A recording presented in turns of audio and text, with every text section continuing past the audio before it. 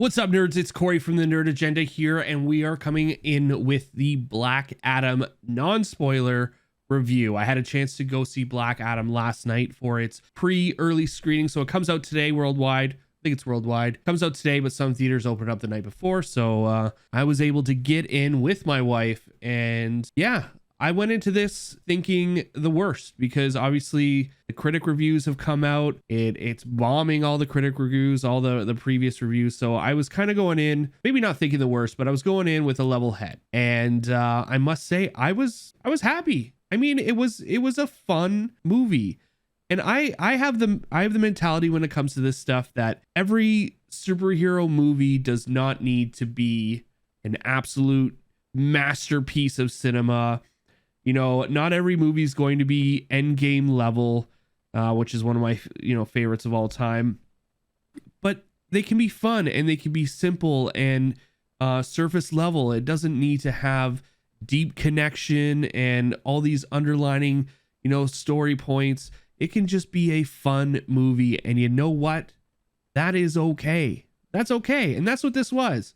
The Rock was great in it. And now one thing I will say, it's a different Rock. We've been seeing Rock in, various action movies and they're action comedies. So we're used to having, a comedic Rock in an action movie. And this wasn't that. He was very serious. He had, some comedic points with his fellow co-stars, but himself wasn't it wasn't the generator of the jokes other than situational jokes because of his seriousness. So I mean, that might be a little off-putting to some people. I know my wife mentioned that, she was expecting to see, the fun, and she's not a comic book person at all.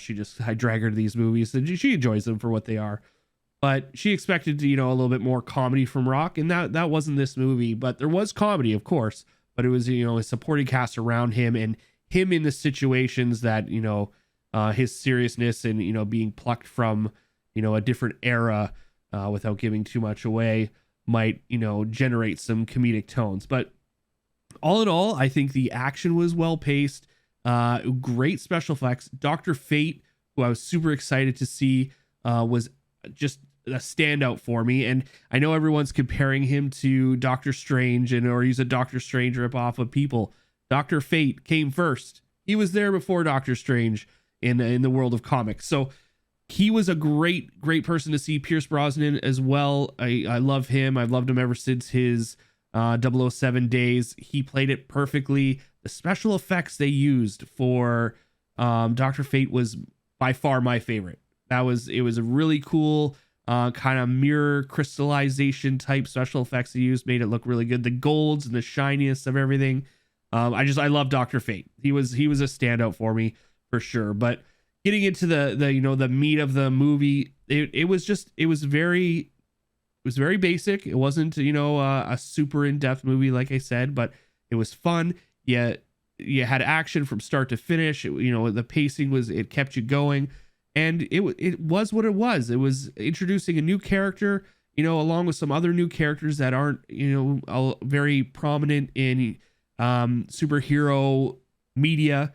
With the Justice Society, but all in all, it kind of summed up to a 2-hour adventure action movie that I think is getting ripped online. As we've seen online, there is a huge gap between what the critics are saying and what the audiences are saying. And I gotta say, stick to what the audience is saying because the critics don't mean anything. And that's what's happening with this. We actually can go over to Rotten Tomatoes right now. Now, this was sitting at 90% last night at, I think, around 100 verified reviews. But right now we're at 88%, and that's over 500 verified reviews. So, 42% for the critics, 88% for the audience. That is a huge difference. And you know what? Go with what the audience wants. It's at the end of the day, that's who's buying the tickets. It's not the critics. And you can tell there's something weird with Rotten Tomatoes. I don't know. Like these Marvel shows, and I love Marvel, don't get me wrong. These Marvel shows are getting such a huge bump in ratings. And some of them I don't know. Like She-Hulk got a really good. Actually, let's see what She-Hulk is. Where are we? She-Hulk's at 70. Look, it's the exact opposite here. 77% for She-Hulk. And 35% audience score. And I could go into She-Hulk for a whole other video, and I might do that because I had a weird viewing experience with She-Hulk personally. And then I loved it and I hated it, or at least didn't really like it and didn't know where it was going. And then right at the end, it kind of flipped me back to loving it. But I'll go into that in maybe another video. But yeah, 35%, a lot of people didn't like it. Here we are with the exact opposite on Black Adam, sitting at people loving it and 42% of the critics hating it. So, think of that what you may, but I believe, I'm hoping at least that the team at Black Adam hear the audience and come back with some more, because I'm definitely excited to see where they're going with this. And I'm going to do a full spoiler review as well. I just wanted to, throw my thoughts out on here. And honestly, this will be the first real video of the page. So, yeah, I just wanted to kind of get it out while it's relative. Day one movie is out. So I would definitely 100% say if you're into superhero movies, you're into having a good time watching film, and you don't have to be super deep about it, go see Black Adam. It's worth seeing it just for the effects and the action sequences. Guys, if you did come across this video, please feel free to hit that subscribe button. Obviously, that'll help us out a bunch. Like I said, this is our first real video on the page. So if you're finding this first and there's not much else out there, we are going to be bringing content pretty much weekly for you. So go ahead and smash that subscribe, turn on the bell so you get notified, and we will see you guys on the next video.